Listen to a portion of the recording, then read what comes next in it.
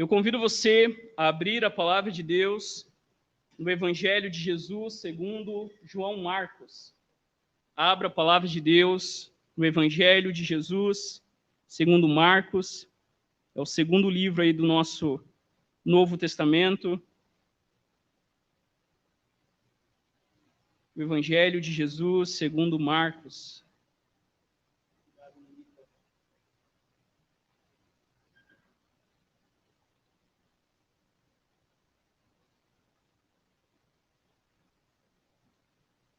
Encontraram? A palavra de Deus, conforme registrada em Marcos, capítulo 1, a partir do versículo 21 até o versículo 28. E eu convido você a ficar em pé para a gente ler a palavra de Deus. A palavra de Deus diz assim, ouça com fé. Entraram em Cafarnaum, e logo, no sábado, tendo ido à sinagoga, aí Jesus ensinava. E se maravilhavam com o seu ensinamento, porque os ensinava como quem tem autoridade e não como os doutores da lei.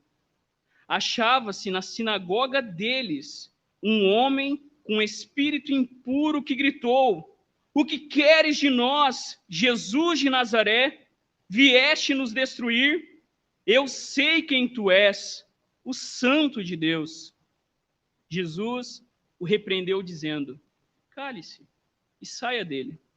Então o espírito impuro saiu dele, sacudindo-o violentamente e saltando um grande grito. E todos se admiravam, a ponto de perguntarem uns aos outros: "O que é isso? Um ensinamento novo, dado com autoridade. Ele dá ordem até aos espíritos impuros, e eles lhe obedecem." E logo sua fama se espalhou por todas as partes, em toda a Galileia. Essa é a palavra do Senhor. Feche seus olhos.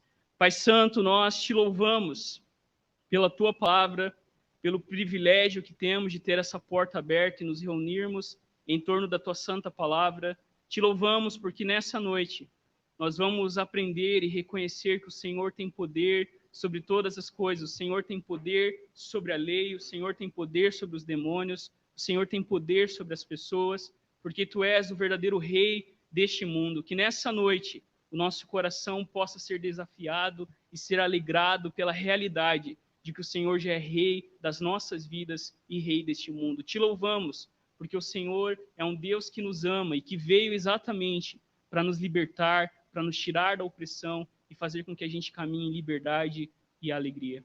Que as palavras dos meus lábios e a meditação do meu coração sejam agradáveis na tua presença, Senhor, rocha minha e meu Redentor. Por Cristo Jesus, nós oramos. Amém e amém. Você pode se assentar. Queridos irmãos, queridas irmãs, há um documento escrito pela Igreja Evangélica em 1974. 150 líderes evangélicos de todo o globo se reuniram e organizaram esse documento que a gente tem até hoje, você pode acessar na internet, que é conhecido como Pacto de Lausanne. E ele tem alguns pontos que falam sobre os motivos que unem todas as igrejas evangélicas em todo o mundo. E em um desses artigos, a confissão, esse documento, a Declaração de Lausanne, ela diz o seguinte: cremos que estamos empenhados num permanente conflito espiritual com os principados e as potestades do mal que querem destruir a igreja e frustrar sua tarefa de evangelização mundial. Na verdade, o que essa declaração afirma é aquilo que nós vemos nesse texto, que na verdade eu e você estamos de fato em um conflito espiritual. E de um lado, usando termos que a gente está vendo aí nas mídias, a gente não pode ser negacionista, dizendo que não existe um conflito espiritual, dizendo que não existe o diabo, que não existe os demônios, porque a Bíblia diz que existe. Mas, por outro lado, eu e você também não podemos ser alarmistas, vendo o diabo em tudo, colocando em tudo culpa do diabo. O que a gente precisa? A gente precisa olhar para a palavra de Deus e aprender que de fato estamos num conflito. Que de fato a nossa luta não é contra carne e sangue. O teu problema não é o teu marido. O teu problema não é aquele cara lá do teu trabalho que enche a paciência. Existe um conflito espiritual por trás disso. E a gente não pode ser inocente de achar que temas polêmicos, como o aborto, por exemplo, como novas configurações familiares, como novas ideias sobre sexualidade, né? Lembrando uma música do Lulu Santos, toda forma de amor é válida. A gente não pode ser ingênuo de não perceber que todas essas coisas, por trás delas, por trás, às vezes, até do governo que você apoia ou que você odeia, existe um conflito espiritual. Que as nossas famílias, o seu casamento, é alvo desses que tentam, de alguma forma, tirar os nossos olhos de Jesus. Mas o que nós olhamos nesse texto e aprendemos, queridos, é a coisa mais importante. Nós estamos em um conflito espiritual, mas o que você precisa sair daqui nessa noite, no seu coração, é que Jesus Cristo é o Rei, que tem o poder sobre o poder do mal. Nós precisamos, nessa noite, lembrarmos que Jesus Cristo, de fato, é aquele que já venceu por mim e por você. Que ele já derrotou o poder do mal. Que o diabo não vai ser derrotado. Às vezes a gente evangélico tem um equívoco. O diabo já foi derrotado. Na cruz do Calvário, Jesus venceu por nós. E nessa noite, queridos, nesse texto, nós vamos ver que Jesus tem poder sobre a lei, poder sobre os demônios e poder também sobre as pessoas. Nessa noite, grave isso, de tudo que nós vamos ouvir aqui, que você deve guardar no seu coração, é que Jesus tem poder sobre todas as coisas. Que Jesus tem autoridade sobre tudo o que vemos e o que não vemos. Olhe para o texto e a primeira verdade comigo. O poder de Jesus sobre a lei. Olha aí no texto que o texto diz. Jesus e os seus seguidores foram à cidade de Cafarnaum.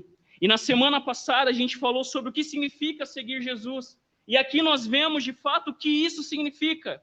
Os seus discípulos estão seguindo Jesus. E por que eles estão seguindo Jesus? E por que nós seguimos a Jesus? Porque Jesus é o templo ambulante.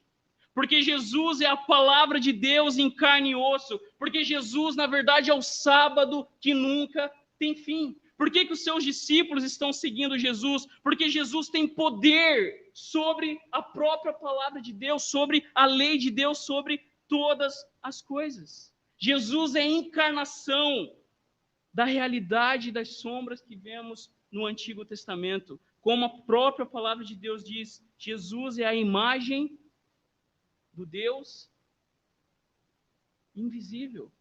O primogênito, Paulo diz na sua carta aos Colossenses, de toda a criação. Jesus e os seus seguidores vão até Cafarnaum e veja aí 3 coisas importantes. Olhe para o texto. Qual dia, que lugar e o que Jesus está fazendo?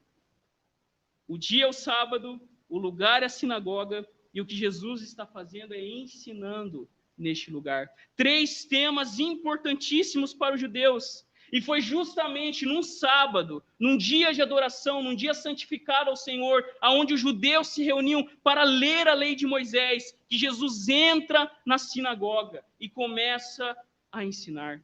A sinagoga era o centro da vida religiosa dos judeus naquele tempo.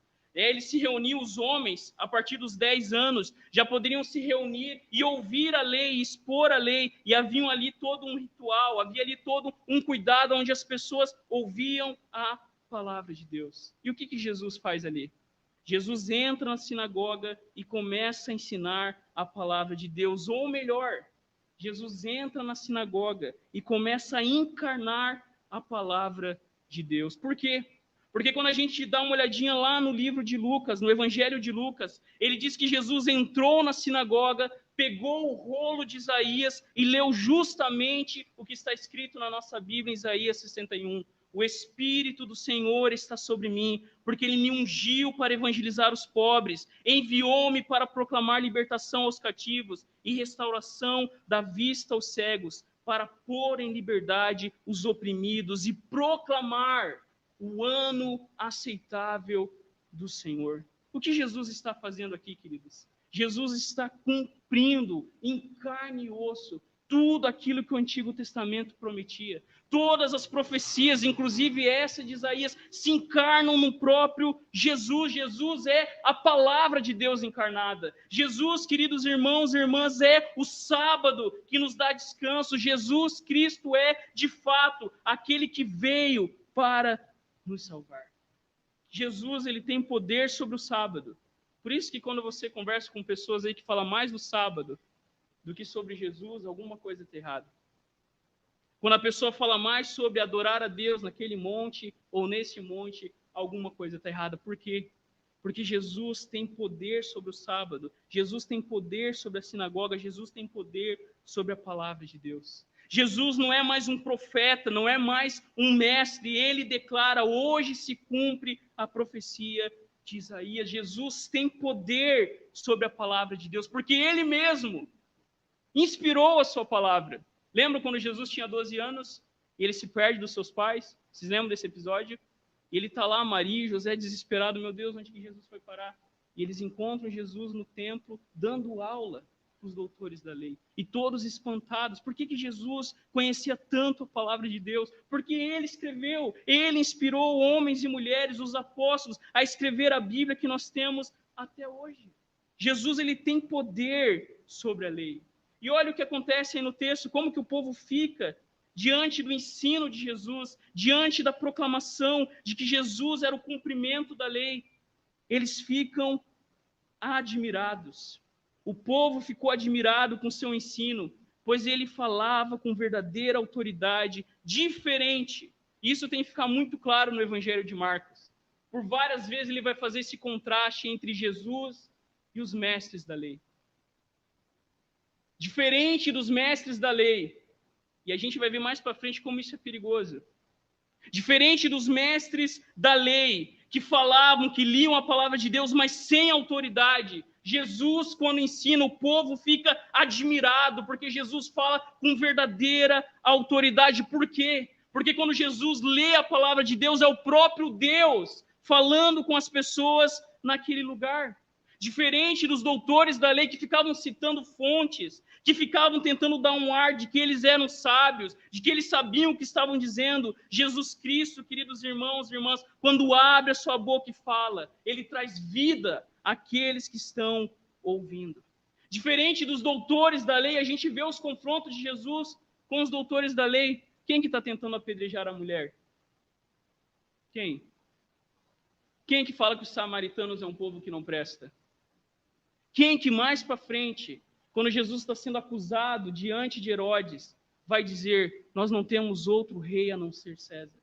Esses doutores da lei que usurparam a palavra de Deus, que modificaram a palavra de Deus, que em vez de falar a palavra de Deus, que traz vida e liberdade, colocavam um peso sobre as pessoas. O próprio Jesus vai dizer: olha, vocês não deixam ninguém entrar no reino e nem mesmo vocês entram, porque vocês ficam colocando um peso sobre as pessoas. E quando Jesus traz a lei, Jesus declara que a sua lei traz vida e liberdade. Isso tem que ficar claro para a gente. A lei de Deus não aprisiona. A palavra de Deus não faz você não ser feliz. Muito pelo contrário.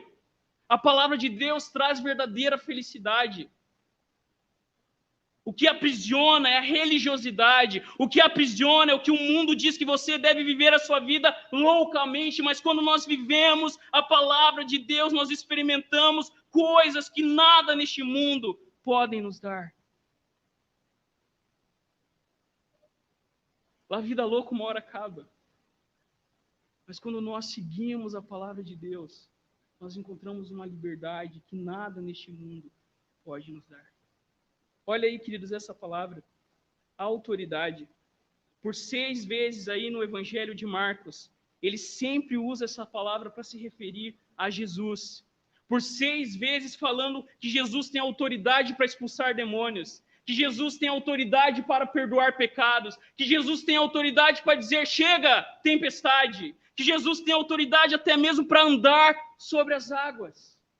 E por 3 vezes, Marcos usa falando da autoridade que Jesus delega aos seus discípulos. Se você espiar aí em Marcos, capítulo 3, verso 15, diz assim: então designou 12, aos quais chamou de apóstolos, para estarem com ele e para os enviar a pregar e a exercer a autoridade de expulsar demônios. Querido, Jesus tem autoridade sobre a lei. Jesus tem autoridade sobre todas as coisas. E o que os discípulos estão fazendo aqui é seguindo o verdadeiro templo. Lembra daquele episódio quando Jesus, a gente vai ver, a gente nem vai chegar lá, a gente vai ficar com Jesus na Galileia ainda, que Jesus só vai para Jerusalém lá pelo capítulo 10 de Marcos. E quando Jesus se aproxima do templo de Jerusalém, o que Jesus fala? Eu derrubo em 3 dias. Eu derrubo e em 3 dias eu levanto esse templo. E os caras, quem? Os doutores da lei, como? Levaram anos. Já era o segundo templo, nem era o primeiro. E o texto diz que depois da sua ressurreição, os discípulos entenderam que Jesus estava se referindo ao verdadeiro templo, que era o seu próprio corpo. Aonde Jesus está é um lugar de adoração. Aonde Jesus está, nós podemos ouvir a palavra de Deus. Aonde Jesus está, nós podemos desfrutar do descanso que Deus promete nesse sábado sem fim. Mas veja a segunda verdade, queridos.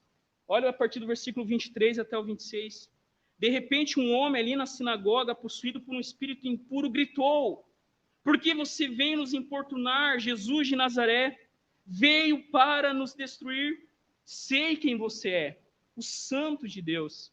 Queridos, esse é um tema intrigante. Por um lado, pessoas não acreditam nessas coisas.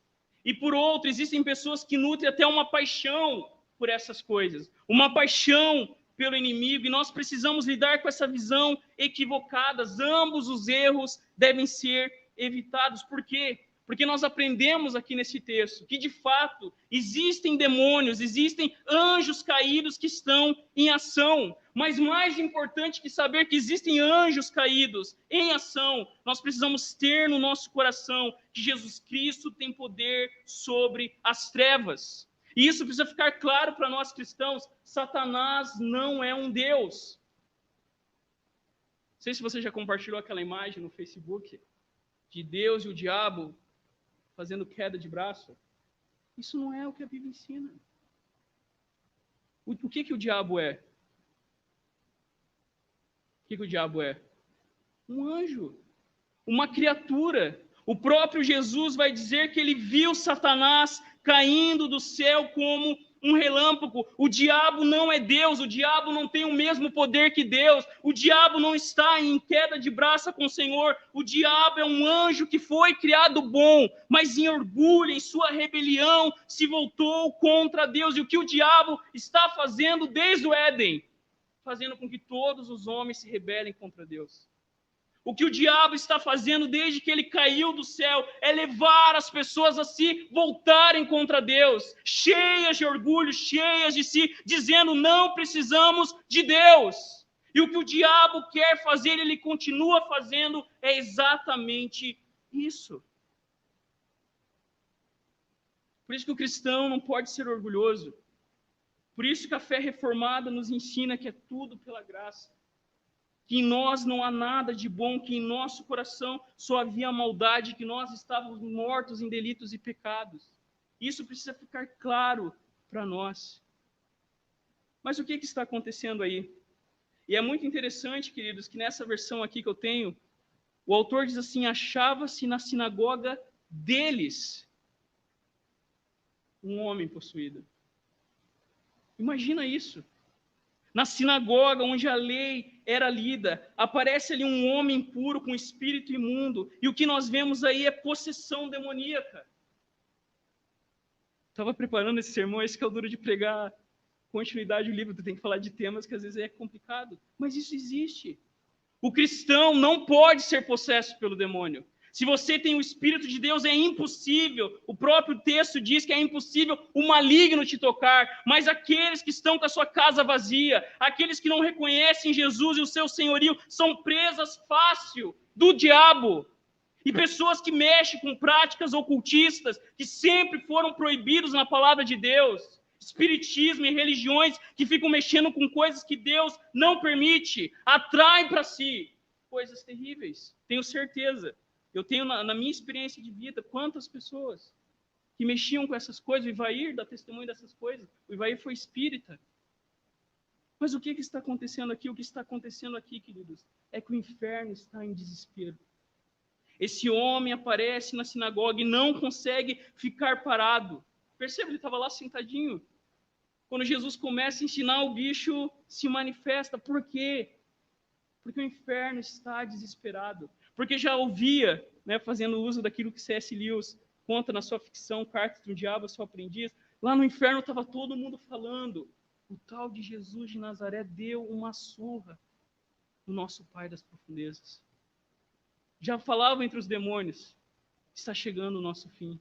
O Messias apareceu. A realidade, queridos irmãos e irmãs, é que o diabo está ali manifestando naquele homem para tentar, de alguma forma, atrapalhar o ministério de Jesus. Eles estão desesperados, porque olha o que ele fala aí no texto: não se meta conosco, isso não é da sua conta, o que você quer com nós? Você veio aqui para nos perder, você veio aqui para nos destruir.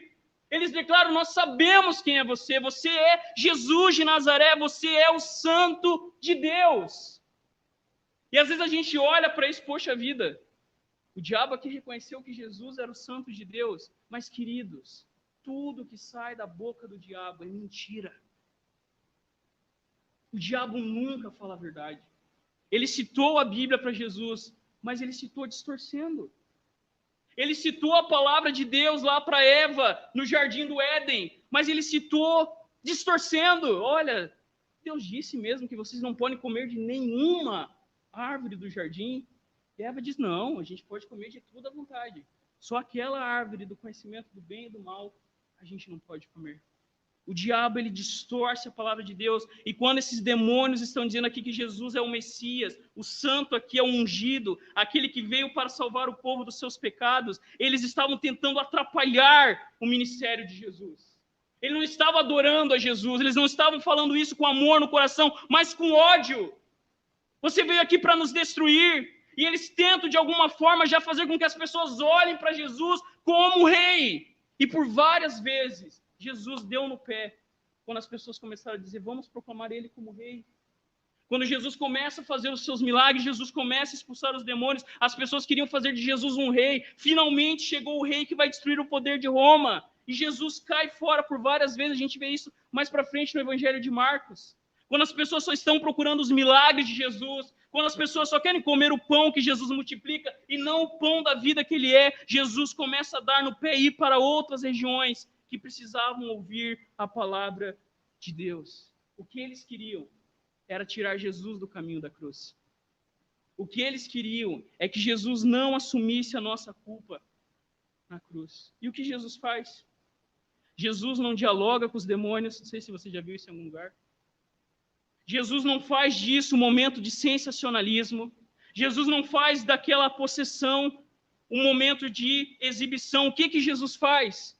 Cale-se e saia deste homem. Jesus, ele não quer ouvir os demônios, pois ele sabe que são mentirosos e enganadores. Da mesma maneira, queridos, eu e você não podemos ouvir a voz do inimigo, que vem como anjo de luz, que não aparece para você com um garfinho na mão, um rabo, chifre e corpo vermelho. Ele vem de forma sutil, ele vem aos pouquinhos dominando o nosso coração e de repente, quando você vê, você já está tomado pelo pecado, pela desconfiança. Como João Calvino mesmo diz, a principal missão do diabo hoje não é visitar as igrejas que você vê na TV. A principal missão do diabo hoje é usar a falsa religião que está passando na TV para afastar as pessoas do verdadeiro evangelho. O que o diabo faz hoje, queridos, é tirar os nossos olhos de Jesus. O que o diabo quer fazer comigo e com você é tirar os nossos olhos da cruz. Mas o que Jesus faz aqui? Jesus Cristo, ele manda os demônios se calarem. Queridos, o pastor Sproul, ele escreve que o inimigo das nossas almas, ele se deleita em seduzir as pessoas ao pecado. Como ele tentou fazer com Jesus no deserto, o alvo de Satanás é nos impelir ao desespero e não ao arrependimento. Ele, queridos irmãos e irmãs, quer que destruamos a nós mesmos, enquanto Cristo nos chama ao perdão e à redenção. Por que as pessoas ficam admiradas, maravilhadas? Não que não acontecia exorcismos. Haviam judeus, haviam rabis que praticavam essas coisas. Mas o que chamou a atenção daquelas pessoas é que Jesus não fez uso de nenhuma fórmula, de nenhum ritual. Né? Quem aqui já assistiu o exorcismo de Emily, não tem? O padre não vai cheio das coisas lá, né? Joga água benta, joga isso, joga... Tem todo um processo. E não que na história da igreja isso não tenha acontecido, mas o que aquelas pessoas ficam admiradas é que Jesus simplesmente diz. Por isso que eu li bem suave. Cale-se e saia deste homem. Porque Jesus, queridos irmãos e irmãs, ele tem poder sobre o inferno. Quem reina no inferno não é o diabo. Quem reina no inferno é Jesus. Mas veja a terceira e última verdade aí, Jesus tem poder sobre as pessoas. Olha a partir do verso 27. Jesus tem poder sobre a lei, Jesus tem poder sobre os demônios e agora Jesus exerce poder sobre as pessoas. Todos os presentes ficaram admirados e começaram a discutir o que tinha acontecido. Que ensinamento novo é esse? Perguntavam. Como tem autoridade? Até os espíritos impuros obedecem às ordens dele. As pessoas, elas ficam deslumbradas. As pessoas reconhecem que estava acontecendo ali algo inacreditável, estava acontecendo ali algo único.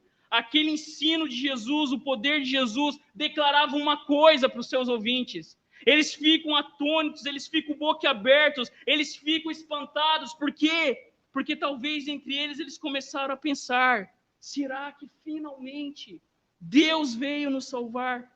Será que finalmente Deus está entrando na história e assumindo o comando do seu mundo? Será que Deus, o Deus de Israel, finalmente está reivindicando o seu reino usurpado por Satanás e por falsos líderes religiosos? E eu e você podemos nessa noite dizer um grande sim. As pessoas estão deslumbradas, estão espantadas, porque o que está acontecendo aqui é que Jesus está reassumindo o controle do seu mundo.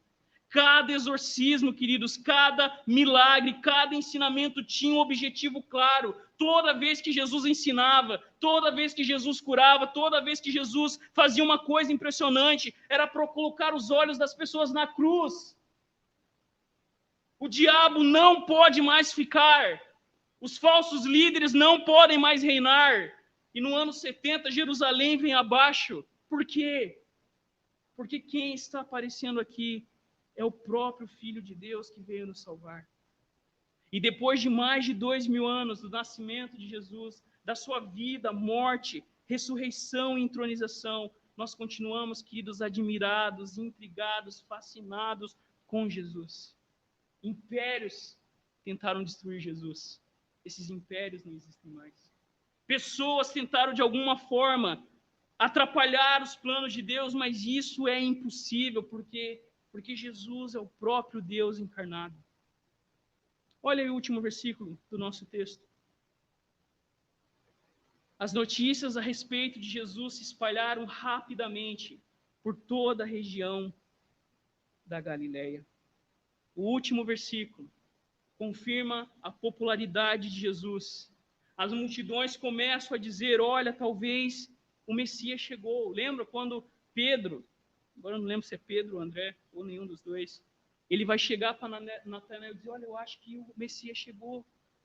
Apareceu o Messias. E as pessoas começam a espalhar que Jesus Cristo estava na Galileia, que o ensino dele era surpreendente. E quando nós olhamos os evangelhos, nós vemos exatamente isso acontecendo. À medida que Jesus vai curando, à medida que Jesus vai pregando, à medida que Jesus vai fazendo as coisas, a sua popularidade vai para baixo. Às vezes a gente olha aqui no texto e acha que Jesus era popular, mas toda vez que Jesus começa a se tornar popular pelos motivos errados, Jesus vai para o outro lado do rio. Por quê? Porque Jesus sabia que a sua fama não deveria vir dos seus milagres. Jesus sabia que a sua fama não deveria ser das pessoas que estavam ali apenas para satisfazer as suas necessidades imediatas. Jesus sabia que a cruz era necessária. Jesus sabia que ele não poderia entrar em Jerusalém antes da hora. Jesus sabia, queridos e queridas, que a sua verdadeira fama tinha que vir daquele que disse no seu batismo: esse é o meu filho amado, em quem eu tenho prazer. Jesus, ele tem poder sobre as pessoas. E você está aqui como prova disso. Um dia nós também estávamos longe, mas a fama de Jesus chegou até nós. Não ficou só na Galileia, e a fama de Jesus continua por todo o globo. Entrando em países fechados, cristãos perdem a sua vida por causa de Jesus, para fazer o nome de Jesus conhecido. Conheço a história de John Eliot, que foi comido pelas pessoas que ele foi evangelizar. E anos depois, a sua esposa foi evangelizar a mesma tribo que havia matado o seu esposo. E lá o nome de Jesus foi anunciado. Queridos, eu e você somos chamados nessa noite a responder uma pergunta: quem é Jesus para você? O que você fala e crê sobre Jesus? Porque isso faz toda a diferença. Jesus é mais um item na sua agenda? Jesus é mais uma coisa que você faz na sua vida? Ou Jesus é a sua vida? Que governa, que reina, que destrói o poder do diabo. E a igreja tem que lutar contra essas coisas com oração e com confiança. Que existem correntes do diabo que precisam ser destruídas. Eu termino, queridos, com uma história de dois irmãos, uma história que eu acho que eu já falei aqui, chamados John e David, que em 1732 eles deixaram a segurança das suas casas e famílias e embarcaram no porto de Copenhague para se tornarem os dois primeiros missionários da igreja moraviana. Eles se venderam como escravos para um fazendeiro e com o dinheiro compraram 2 passagens para pregar o evangelho entre os escravos no Caribe. Quando o navio partia do cais, a esposa de um deles, os filhos imploraram para que desistissem dessa ideia louca e ficassem em casa. Mas o chamado e o coração de Deus para esses homens agora estava nas Índias Ocidentais, no Caribe. E eles foram como os primeiros missionários que abriram, na verdade, a era missionária em 1732. Enquanto o navio saía das docas, os dois gritaram do navio que o cordeiro que foi morto receba a recompensa por seu sacrifício. Que o cordeiro que foi morto receba a recompensa por seu sofrimento. Talvez eu e você não precisamos nos vender como escravos, mas você pode dizer que o seu casamento, que a criação dos filhos, que o seu trabalho, que o jeito que você lida com o seu dinheiro, com o seu tempo, você pode declarar que o cordeiro que foi morto receba a recompensa do seu sacrifício. Amém? Queridos, eu quero voltar com a prática de terminar com algumas aplicações. Primeiro, deixa eu ver se eu consigo lutar com isso aqui, quem está na quarta vê que é um sofrimento, né? A primeira aplicação, queridos: nada pode ocupar o lugar de Jesus. Olha só isso. Se falamos mais sobre nós, ou sobre algum aspecto da lei, ou mesmo sobre o diabo, ou sobre qualquer ideia, pessoa, seja o que for, estamos perdendo tempo. O Senhor da Bíblia, o Senhor da nossa família, o Senhor do nosso trabalho, o Senhor do teu dinheiro, o Senhor das tuas emoções é Jesus. Tudo que existe é sobre Jesus, porque dele e por meio dele e para ele são todas as coisas. A ele seja a glória. Amém.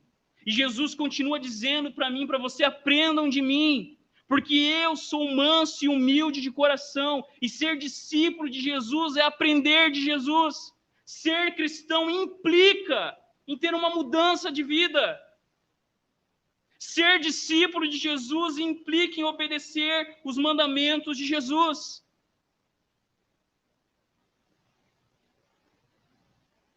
A minha vida não pode ser igual a alguém que não serve a Deus. A forma que eu reajo quando alguém vem e traz um desaforo para mim não pode ser a mesma reação que uma pessoa que não tem Jesus faz. Eu gosto muito de Dietrich Bonhoeffer quando ele diz sobre obediência simples. Quando Jesus fala para mim e para você, não andem ansiosos. O que isso significa? O que significa? Não ande ansioso. Quando Jesus fala para mim e para você, não julguem para não ser julgado. Quando Jesus fala para mim e para você, olha, não se preocupe com o dia de amanhã, basta cada dia o seu próprio mal. O que isso significa? Significa o que Jesus quer dizer. E o Evangelho é tão incrível que tudo que Deus exige, Deus dá graça para você cumprir. Deus só não diz assim para ande, você precisa perdoar aquela pessoa. Deus é tão incrível e a graça de Deus em nós faz com que a gente tenha uma mudança no coração, que a gente consegue perdoar aquela pessoa. É possível, já aconteceu comigo. É possível, queridos. Nada pode ocupar o lugar de Jesus. Uma segunda aplicação. Jesus tem autoridade sobre todas as coisas. Queridos, isso precisa ficar claro para mim e para você. Não é o diabo que tem autoridade nesse mundo. Jesus declarou: toda autoridade me foi dada no céu e na terra, e isso inclui o inferno. Quando Jesus fala terra e céu, Jesus está falando tudo o que existe, terra e céus, tudo que existe é meu. Não existe nenhum lugar que Jesus não reivindique como seu. Ele é soberano sobre tudo. Existe uma autoridade que só pertence a Jesus. Ele é Senhor. Mas isso que também é incrível, ele compartilhou a sua autoridade comigo e com você. E uma das autoridades mais incríveis e mais importantes é de Pai. O Pai carrega a expressão do próprio Deus que se revelou em Jesus. E você precisa olhar para isso e entender que você tem uma missão. E a sua missão é amar a sua família como Cristo amou a igreja. E eu coloquei ali para a nossa aplicação. Maridos, Jesus delegou autoridade a você. Ame a sua esposa. Lidere a sua esposa. Proteja a sua esposa. Satisfaça a sua esposa em todos os sentidos. Como Cristo amou a igreja. Proteja a sua esposa, lidere, ela precisa disso. As mulheres não se submetem a homens que não as amam, que não são líderes. Mulheres, se sujeitem ao marido. E o que é sujeitar, queridos? Não é você levar na cara e dizer tudo bem, tenho que aceitar. Se o teu marido agride, isso é caso para divórcio.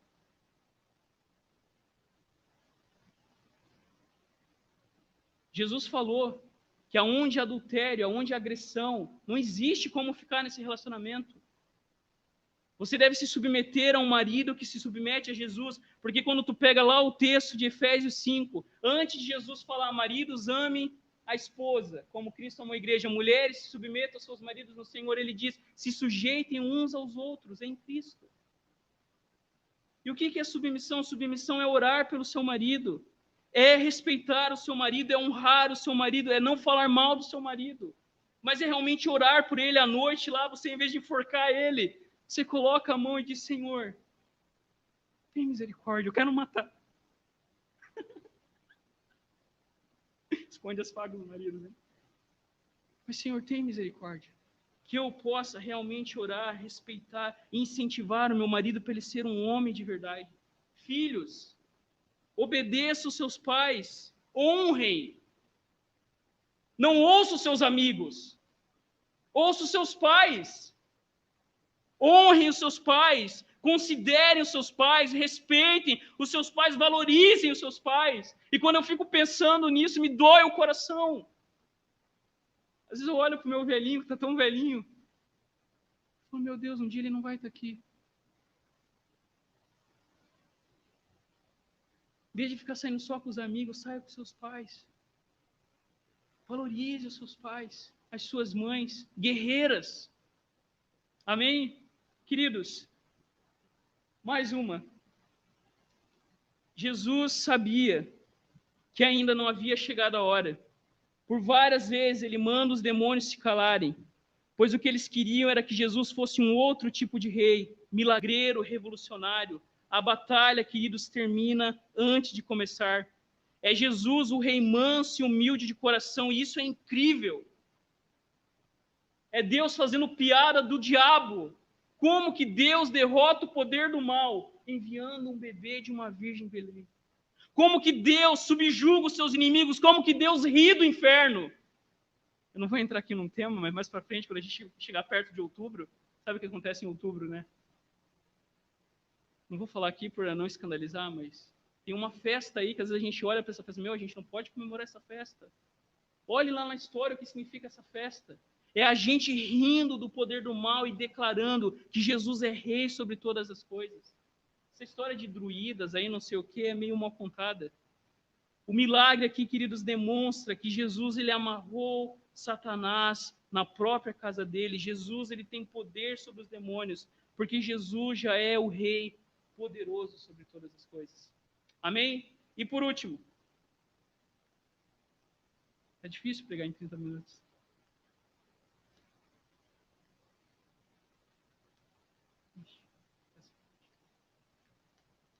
Morreu. Vou pedir ajuda para os meus companheiros. Ah, não, foi Leandro. O coração do cristianismo, e preste atenção nisso, não é sobre o seu ensino moral. Não se restringe ao exemplo moral oferecido por Jesus. Não é sobre pessoas irem para o céu quando morrerem. O que nós vemos Jesus fazendo aqui é disso que se trata o cristianismo. A fé cristã, o cristianismo, é Jesus libertando o homem. É Jesus destruindo o poder de Satanás. É Jesus que veio não para dizer faça isso, mas é Jesus vindo para nos resgatar e nos dar uma nova vida. O cristianismo é sobre Jesus e a sua perfeita e poderosa obediência, que traz salvação e esperança. O que conta é a fama de Jesus. Nós existimos para fazer o nome de Jesus famoso, e que eu e você, com as nossas vidas, possamos declarar que a fé cristã é sobre Jesus.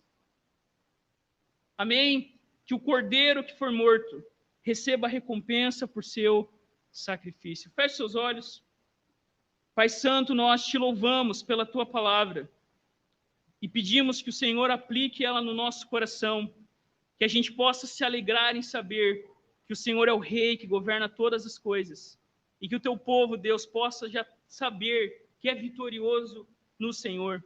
Por isso, Deus, nos livra de toda opressão, de toda ação do diabo e faça com que a gente confie em Ti, que é o Senhor sobre todas as coisas, que Jesus Cristo seja, Deus, glorificado, honrado, que a gente possa fincar a bandeira de Jesus no nosso casamento, na criação dos nossos filhos, no nosso trabalho, aonde nós estivermos, para a glória do Cordeiro que foi morto. Nós oramos em Teu nome.